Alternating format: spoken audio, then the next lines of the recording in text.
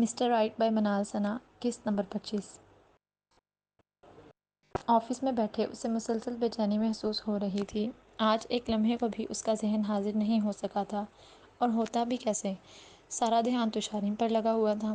ہر خیال میں بس اسی کی فکر تھی۔ اپنے کہے کے عین مطابق اسی شام کو اسے موبائل خرید کر دے چکا تھا، اور اب گزشتہ 3 دن سے اسے کہیں چین نہیں مل رہا تھا۔ اسے موبائل دیتے ہی وہ زمل فاطمہ والے اکاؤنٹ سے اسے رابطہ بھی بحال کر چکا تھا۔ اشمیرہ بھی اپنے چند مخصوص گلوں شکووں کے بعد سب کچھ بھلا کر اسے اپنی زندگی میں ہوئے تمام تازہ ترین واقعات سے آگاہ کر چکی تھی۔ ابھی کچھ دیر پہلے اس نے اسے ہجر کی موت، زرمین کا حال احوال اور ظالب کی واپسی کے متعلق بتایا تھا۔ تبھی سے وہ کافی بے چین تھا۔ اس وقت بھی وہ انسٹا پر ایکٹیو نظر آ رہی تھی، مگر نہ زیمل کو رپلائی کر رہی تھی، نہ شارین کی کال اٹھا رہی تھی۔ اس کے مسلسل کال کیے جانے پر بھی دوسری طرف سے کوئی جواب موصول نہیں ہوا تھا۔ اب شارین کی برداشت جواب دے رہی تھی۔ اسے ایک رات پہلے کا منظر یاد آیا، جب وہ نائٹ ڈریس میں ملبوس سونے کے وقت موبائل اٹھائے کمرے سے نکلنے لگی تھی۔ شارین فوراً چوکنا ہوا۔ کہاں جا رہی ہو اس وقت؟ آج میں نیچے زہرا آنٹی کے بیڈ روم میں سوؤں گی۔ میں نے سوچا وہ ہر روز اکیلی ہوتی ہیں تو آج رات انہیں کمپنی دے دوں۔ سنجیدگی سے کہتے وہ جھپاک سے کمرے سے نکل گئی۔ پیچھے شارین بے چینی سے کروٹیں بدلتا رہ گیا۔ جب بے چینی زیادہ ہوئی تو وہ بھی کمرے سے نکل آیا۔ وہ اوپر راہداری سے ہی دیکھ سکتا تھا کہ نیچے لاؤنج کی لائٹ روشن تھی۔ سیڑھیوں میں آیا تو اسے وہیں موبائل پکڑے ٹہلتے دیکھ کر شارین کو شدید تاؤ آیا۔ تم امی کو کمپنی دینے گئی تھی یا خود انجوائے کرنے؟ شارین کو اچانک وارد ہوتے دیکھ کر وہ گھبرا گئی تھی۔ جا رہی ہوں۔ سنبھل کر برے برے منہ بناتے اس نے کہا۔ شارین اس وقت تک وہاں سے نہیں ہلا جب تک وہ زہرا کے کمرے میں نہیں چلی گئی۔ پھر وہ مطمئن ہو کر سونے چلا گیا۔ جانتا تھا زہرا اسے سنبھال لیں گی۔ اگلا دن بھی شارین کا پریشانی میں ہی گزرا تھا۔ شام کو دفتر سے واپس گھر گیا تو اسے بڑی شرافت سے زہرا کے ساتھ ڈنر ٹیبل لگاتے دیکھ کر حیرت ہی ہوئی تھی۔ جلدی جلدی کھانا کھا کر وہ کمرے میں چلی گئی، اور شارین کے پہنچنے تک وہ کمرہ بھی چھوڑ چکی تھی۔ اب جانے کب تک اسے یہ وہ آنکھ مچولی کھیلتے برداشت کر سکتا تھا۔ بوجھل دل لیے وہ ٹیرس میں نکل آیا تو نیچے لان میں اسے ٹہلتے دیکھ کر ٹھٹک گیا۔ اسے تو لگا تھا آج پھر وہ زہرا کا بہانہ بنا کر ان کے کمرے میں جائے گی، مگر وہ اتنی رات کو بڑے مزے سے لان میں ٹہل رہی تھی۔ اپنے مخصوص گلابی نائٹ ڈریس میں ملبوس، اونچی پونی ٹیل کو دائیں بائیں ہلاتے وہ موبائل ہاتھوں میں پکڑے ٹہل رہی تھی۔ اسکرین پر اس کی تیزی سے میسج ٹائپ کرتی انگلیوں کی حرکات وہ یہاں اتنی دور سے بھی دیکھ سکتا تھا۔ اس نے فوراً زیمل والے اکاؤنٹ سے میسج کیا۔ ویٹ زیمل کا جواب بھی فوراً موصول ہوا تھا، یعنی وہ ابھی مصروف تھیں، اور کہاں مصروف ہو سکتی تھی یہ وہ سوچنا بھی نہیں چاہتا تھا۔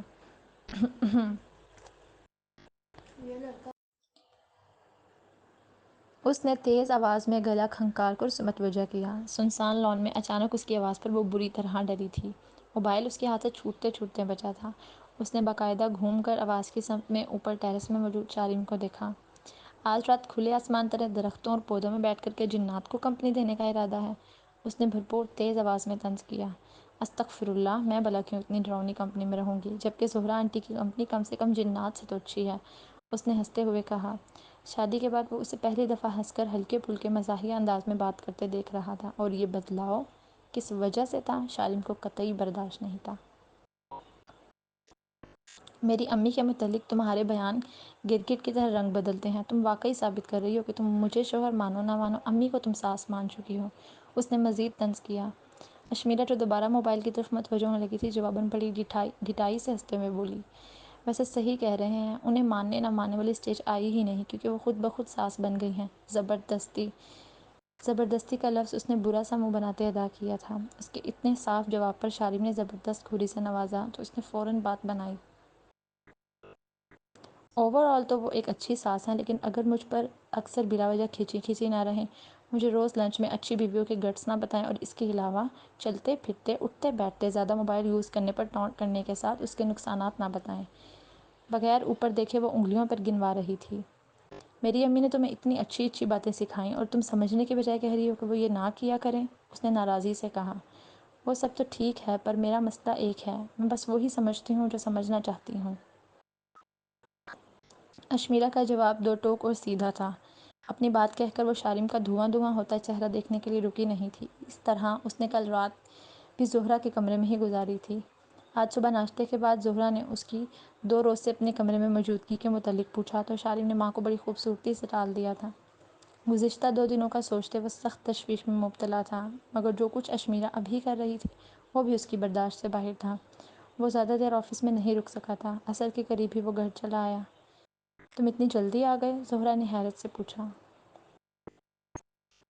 اشمیرہ کہاں ہے؟ اپنی سوچوں میں گم شارم کا سوال الگ تھا۔ اس نے اشمیرہ کے نچلے پورشن میں غیر موجودگی محسوس کر کے پوچھا۔ سو رہی ہوگی، صبح تمہارے جانے کے بعد اٹھی تھی، اوپر اپنے کمرے میں جا کر دوبارہ سو گئی، اس کے بعد ابھی تک نیچے نہیں آئی۔ مجھے سمجھ نہیں آتی یہ لڑکی سارا سارا دن بھوکی پڑی کیسے سوتی رہتی ہے، زہرہ نے تشویش سے کہا، جبکہ غصے سے شارم کا خون کھولنے لگا تھا۔ وہ اس کی بھولی ماں کو بیوقوف بنا سکتی تھی پر اسے نہیں۔ وہ اچھے سے جانتا تھا کہ وہ اوپر نیچے والی کیا آنکھ مچولی کھیل رہی تھی۔ بمشکل اپنے تاثرات نارمل کرتے اس نے ماں کو تسلی دی اور خود اوپر چلا گیا۔ اس کا ارادہ سیدھا جا کر اشمیرہ کو سیدھا کرنے کا تھا، مگر اوپر جا کر اسے شدید حیرت تب ہوئی جب وہ واقعی بڑے آرام سے سو رہی تھی۔ موبائل فون سائیڈ میز پر پڑا تھا، جبکہ وہ آڑی ترچھی بیڈ پر گہری نیند میں تھی۔ شارم گہری سانس بھر کر رہ گیا۔ وہ جو آج ہر بات صاف صاف کرنے کے ارادے سے جلدی آیا تھا، اسے سوتے دیکھ کر پھر سے معاملہ ہاتھوں سے نکلتا ہوا محسوس ہوا۔ اے سی کی اچھی خاصی ٹھنڈک کے باوجود اسے کمرے میں گھٹن محسوس ہونے لگی تھی۔ ریموٹ اٹھا کر اس نے اے سی بند کر دیا، کچھ دیر بعد فریش ہو کر واپس آیا اور ٹیرس میں چلا گیا۔ اس کا ارادہ کچھ دیر تازہ ہوا میں بیٹھنے کا تھا۔ جھولا گھسیٹ کر وہ اسے بھی ٹیرس میں لے گیا۔ کتنی دیر کمرے کی طرف رخ کیے بیٹھا وہ اندر سوئی اشمیرہ کو بے مقصد ہی دیکھے گیا۔ چند لمحے مزید سرکے تو کسمساتی ہوئی اشمیرہ جاگ گئی۔ شارم اسے ہی دیکھ رہا تھا، جس نے اٹھ کر پہلے حیرت سے چاروں طرف کا جائزہ لیا۔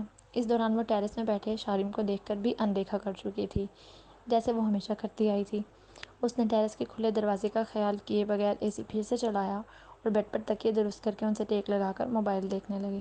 شارم پہلو بدل کر رہ گیا، کچھ دیر اسے دیکھتا رہا، پھر رہا نہ گیا تو زمل والے اکاؤنٹ سے اسے میسج کیا۔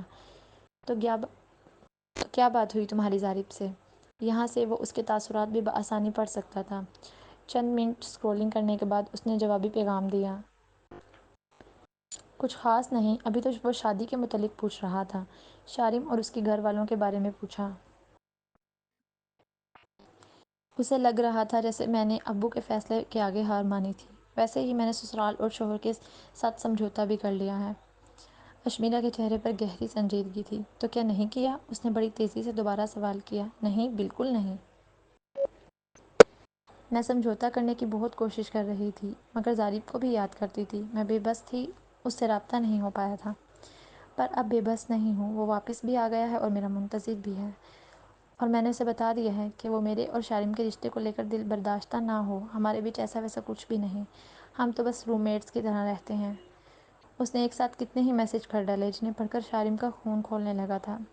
اس جیسے دھیمے اور ٹھنڈے مزاج کے آدمی کو آج پہلی دفعہ اسے مسلسل سپیس دینے اور اپنے جلد باز نہ ہونے پر بے حد افسوس ہوا تھا۔ کیا کرو گی اب؟ یہ پوچھتے ہوئے شارم کا چہرہ دھواں دھواں ہو رہا تھا۔ یار زمل، پتہ نہیں اب کیا کرنا ہے۔ میں نے ظریف کو میسج کیا ہوا ہے پر وہ ابھی تک آن لائن نہیں آیا۔ اس کا پیغام شارم کا فشار خون مزید بڑھا گیا تھا۔ میں سوچ رہی تھی کہ اب میں شارم کو سب بتا دوں۔ اس متعلق ظریف سے بات کی تو اس نے منع کر دیا۔ وہ چاہتا ہے کہ میں ابھی شارم سے کچھ نہ کہوں، بلکہ ہر بات فی الحال راز رکھوں۔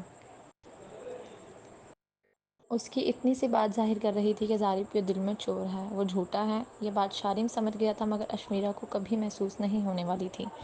شارم اور واصف نے اسے جو دھمکیاں میں اس میسیجز بھیجے تھے، یقیناً انہی کی وجہ سے وہ اسے شارم کو بے خبر رکھنے کے مشورے دے رہا تھا۔ پر میں خود بھی شارم کو سب بتا دینا چاہتی ہوں، اس نے لکھا تو شارم نے فوراً جوابی پیغام دیا تھا۔ تو بتا دو۔ میں تو پہلے ہی دن سے بتانے کی کوشش کر رہی ہوں زمل، مگر کیا؟ جوابی پیغامات لکھتے ہوئے اس کا تشویش زدہ چہرہ دیکھ سکتا تھا۔ ڈر رہی ہوں یار۔ چند سیکنڈ بعد اشمیرہ کا میسج آیا۔ وہ ڈر رہی تھی؟ اشمیرہ ڈر رہی تھی؟ شارم نے چونک کر اس کی طرف دیکھا۔ شارم کو واصف بھائی نے بتایا تھا کہ میں شادی نہیں کرنا چاہتی اور میرے ساتھ زبردستی کی گئی ہے، اس لیے میرے گھر والوں سے ناراضگی چل رہی ہے۔ چلو یہ تو اچھا کیا تمہارے واصف بھائی نے۔ تمہیں تو خوش ہونا چاہیے کہ تمہارا شوہر کسی شک میں پڑے بغیر تمہاری پوزیشن کو سمجھتا ہے۔ شارم نے اسے تفصیل بتانے پر اکسایا۔ یار وہ تو ٹھیک ہے، اس نے بھلے مجھے سپیس دے رکھی ہے، مگر باتوں باتوں میں بہت دفعہ اپنا پابند بھی کیا ہے۔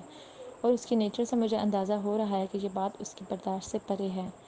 اشمیرا نے لکھا۔ شارم کے لیے یہ حیرانی کی بات تھی کہ وہ کچھ عرصے سے یہ تجزیے کر رہی تھی۔ تو اشمیرا اب رشتوں کو سمجھنے لگی ہے، ممکنہ صورتحال سے ڈرنے لگی ہے۔ اس نے سوچا، وہی پوچھ لیا۔ تم مجھے نہیں سمجھو گی زمل، مجھے کوئی نہیں سمجھ سکتا۔ میں شارم کے بتانے سے نہیں ڈرتی۔ جب بھی بتانے کی کوشش کرتی ہوں وہ کوئی ایسی بات کہہ دیتا ہے کہ میری ہمت ٹوٹ جاتی ہے۔ شارم نے اسکرین سے نظر ہٹا کر اسے دیکھا، ماتھے پر تفکر کی لکیریں جبکہ چہرے پر اضطراب تھا۔ کسی چیز سے نہیں ڈرتی، پر ایک وجہ سے ڈر جاتی ہوں۔ مجھے مرد کے خود پر اٹھے ہاتھ کا ڈر ہے۔ اس نے کچھ توقف کے بعد لکھ ڈالا، جس سے وہ خوفزدہ تھی۔ میں ابو سے مار کھا چکی ہوں۔ فرحاد نے بھی ہاتھ اٹھایا ہوا ہے مجھ پر۔ جب وہ تکلیف یاد آتی ہے تو میرے قدم خود بخود رک جاتے ہیں زمل۔ مرد کا ہاتھ کس قدر سخت ہے اس کا مجھے اچھے سے پتہ ہے۔ میں نہیں چاہتی کہ ابو اور فرحاد کی طرح شارم بھی مجھ پر ہاتھ اٹھائے۔ اس کے ذہن میں جو کچھ چل رہا تھا شارم کے لیے خطرناک حد تک حیران کن تھا۔ وہ اگر غلط قدم اٹھا رہی تھی تو ڈر بھی رہی تھی، بھلے پھر وہ ڈر صرف مار کا ہو، اور پھر اسے کہیں نہ کہیں شارم کے ہاتھ اٹھانے کا بھی ڈر تھا۔ تمہیں لگتا ہے کہ شارم تم پر ہاتھ اٹھا سکتا ہے؟ اس نے بے ساختہ پوچھا۔ اشمیرا نہیں جانتی تھی کہ یہ سوال زمل کی طرف سے نہیں پوچھا گیا۔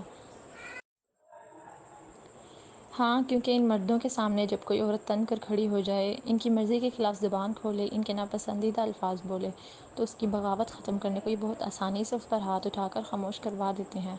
اس نے پر یقین انداز میں کہا۔ کافی حد تک یہ حقیقت ہی تھی۔ اس سارے معاملے میں آج پہلی دفعہ شارم کو اشمیرا کے لیے افسوس ہوا تھا۔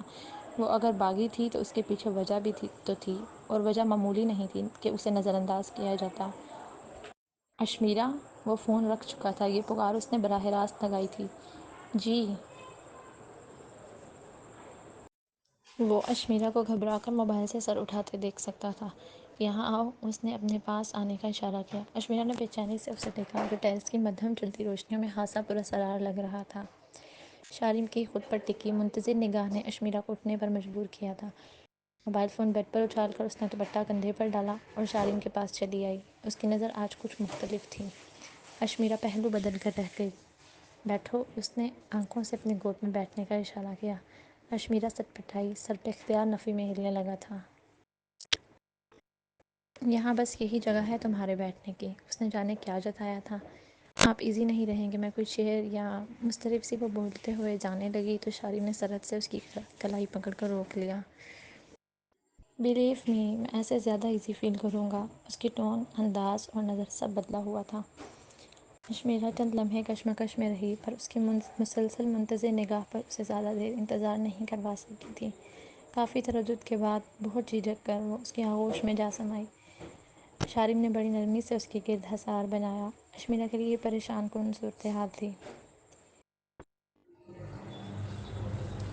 2 مہینوں سے زیادہ ہو گیا ہے ہمیں ملے، پر کبھی ہم دونوں نے اپنے بارے میں بات نہیں کی۔ میں نے سوچا کیوں نہ آج صرف اپنے بارے میں بات کی جائے۔ بات کے آغاز میں ہی اس کا لہجہ بھاری ہونے لگا تھا۔ میں کیسا لگتا ہوں تمہیں؟ اس کے دائیں کندھے پر تھوڑی ٹکاتے اس نے بڑے مزے سے سوال کیا۔ ٹھیک لگتے ہیں، اس کی حرکت پر کسمساتی ہوئی اشمیرا نے ٹالنے کی کوشش کی تھی۔ بس ٹھیک، پر مجھے تو تم اچھی لگتی ہو۔ دائیں طرف سے اس کے کھلے بال کان کے پیچھے اڑستے اس نے کہا۔ اشمیرا کی تو جان پر بن آئی تھی۔ میں جاؤں؟ اس کی بات کا کیا جواب دیتی؟ وہ تو بس اب سر پٹ بھاگ جانا چاہتی تھی۔ پوچھنے کے ساتھ اس نے خود بھی اٹھنے کے لیے حصار توڑنے کی کوشش کی۔ نہیں، ابھی تو باتیں شروع کی ہیں۔ شارم نے اب کی بار حصار مضبوط کر کے اس کے فرار کی راہ مسدود کر دی۔ اشمیرا کو یہ زبردستی ایک آنکھ نہیں بھائی تھی۔ اس کی برداشت وہیں تک تھی جہاں اس کی اپنی پسند اور مرضی شامل تھی، تبھی اس کی طبیعت اور مزاج کو یہ زبردستی گراں گزر رہی تھی۔ اچھا یہ بتاؤ، تمہارے نزدیک محبت کیا ہے؟ اشمیرا کے برعکس شارم کا موڈ قطعی مختلف اور کچھ رومانوی تھا۔ بتاؤ نا، محبت کیا ہے تمہارے نزدیک؟ اشمیرا کی طویل خاموشی پر اس نے اپنا سوال دہرایا، وہ جو شارم کی حرکت پر سو بل کھا رہی تھی۔ سوال دہرائے جانے پر اسے ضرب کا خیال آیا۔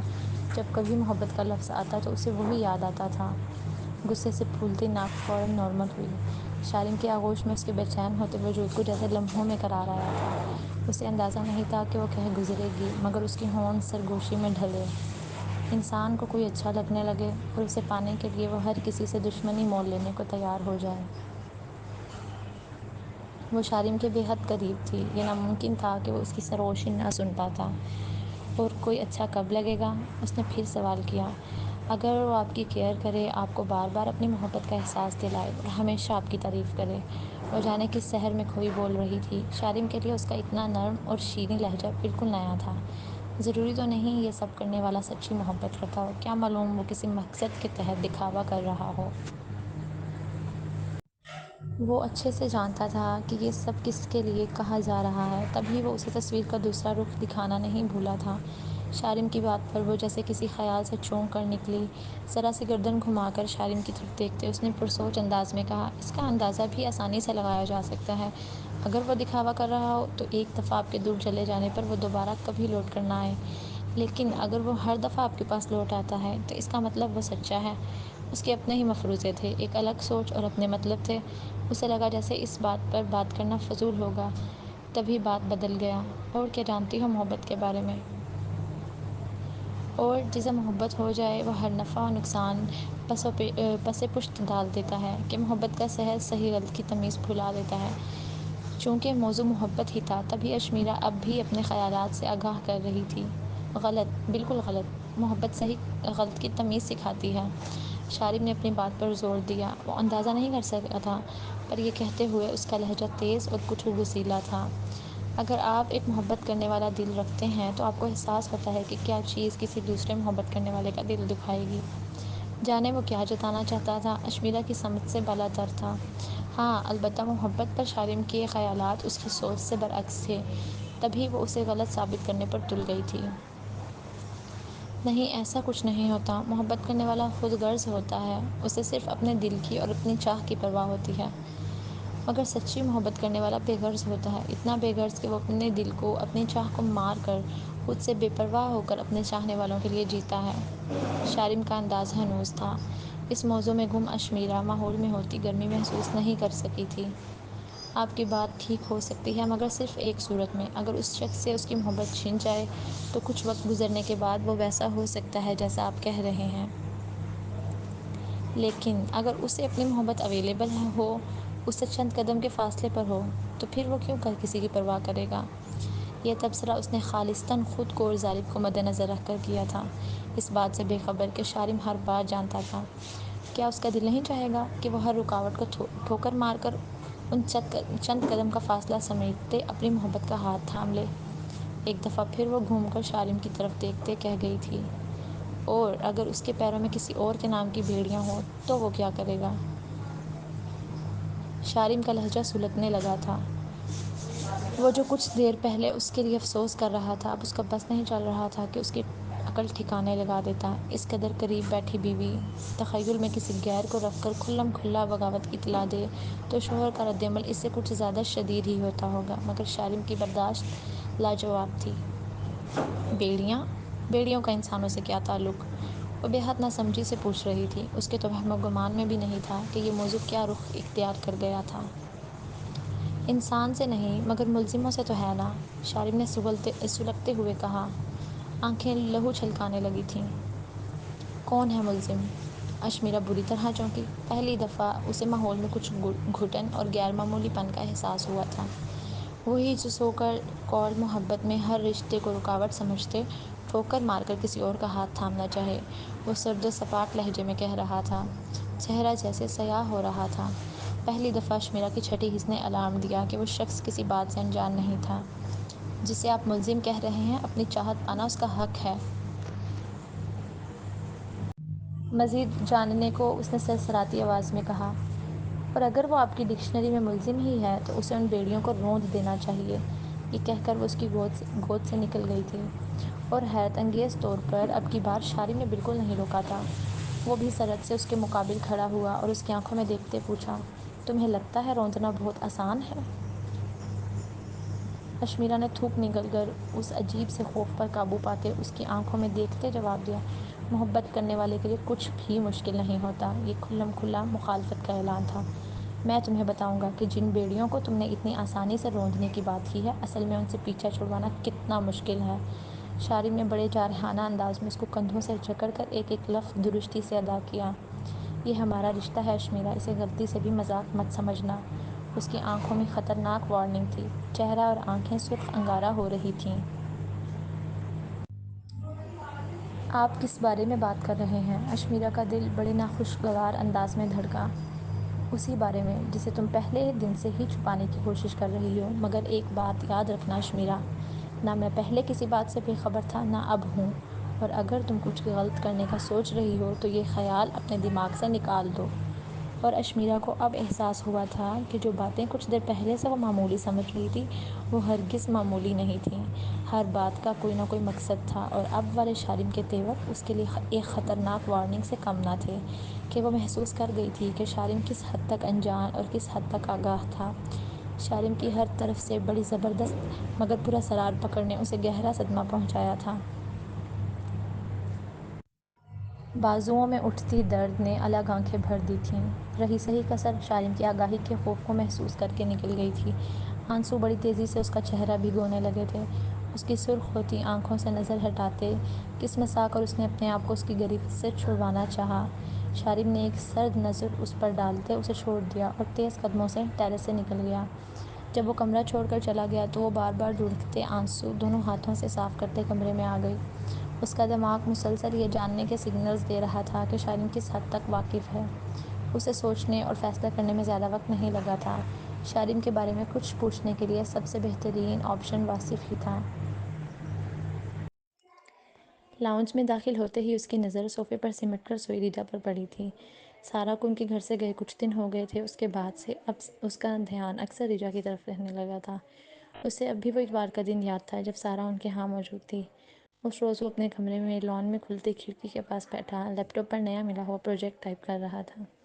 وہ تیزی سے ٹائپنگ کرنے میں مگن تھا جب اسے لان سے ریجا کی نرم آواز آئی تھی۔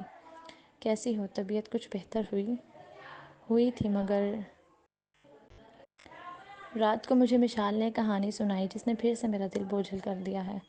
یہ بوجھل سی آواز سارا کی تھی۔ بس ایک لمحے کو اس کی توجہ اس کے کام سے ہٹی تھی، پھر وہ دوبارہ اپنے کام میں مگن ہو گیا۔ کیسی کہانی؟ ریجا پوچھ رہی تھی۔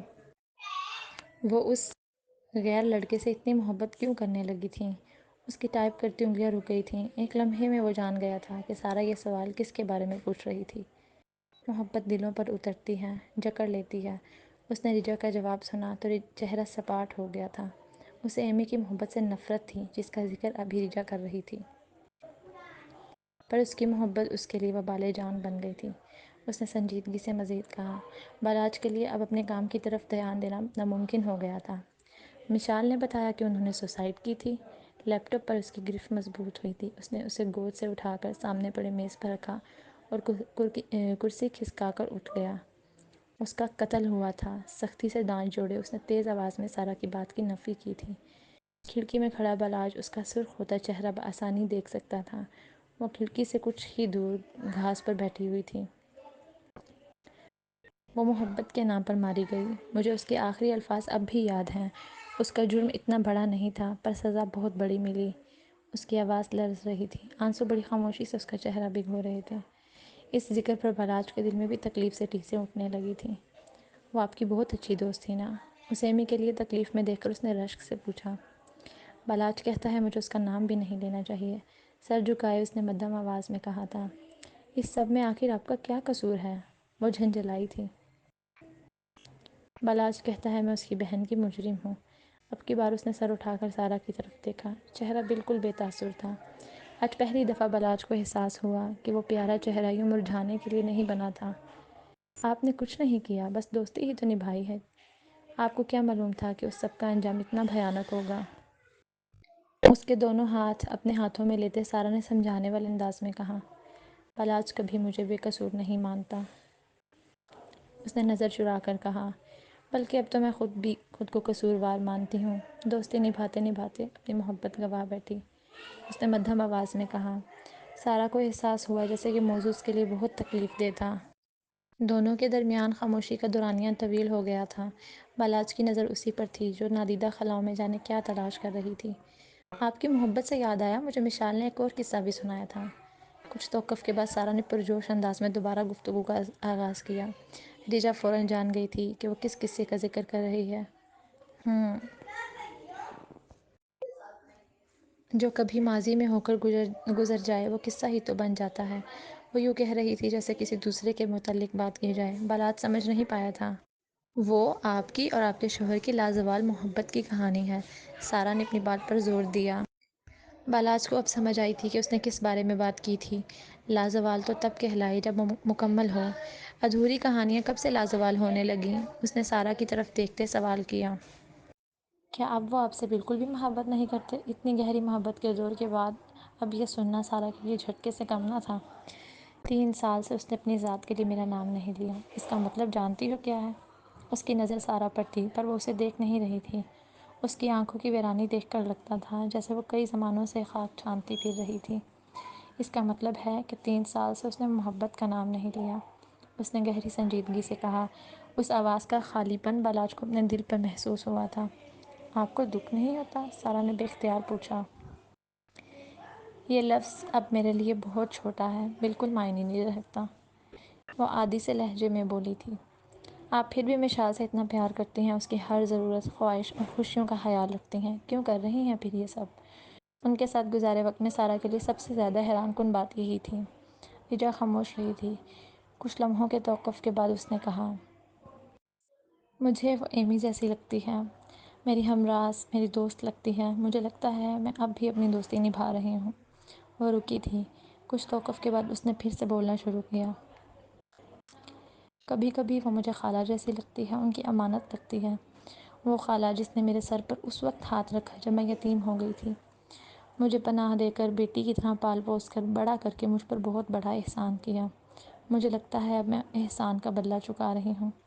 اس کی آواز میں صدیوں کی تھکن تھی، مگر خالہ کی امانت کا ذکر کرتے اس کی آنکھوں میں لہجہ بھر کو چمک سی اتری تھی۔ اور سب سے بڑھ کر بالاج چاہتا ہے کہ میں میشی کو اپنی زندگی کا مقصد بنا لوں، میرے لیے وہی میرا سب کچھ رہے۔ جب میں دوستی نبھا سکتی ہوں، کسی کے احسان کا پاس رکھ سکتی ہوں، تو محبت، میری محبت، اس کے لیے میں جان بھی دے سکتی ہوں۔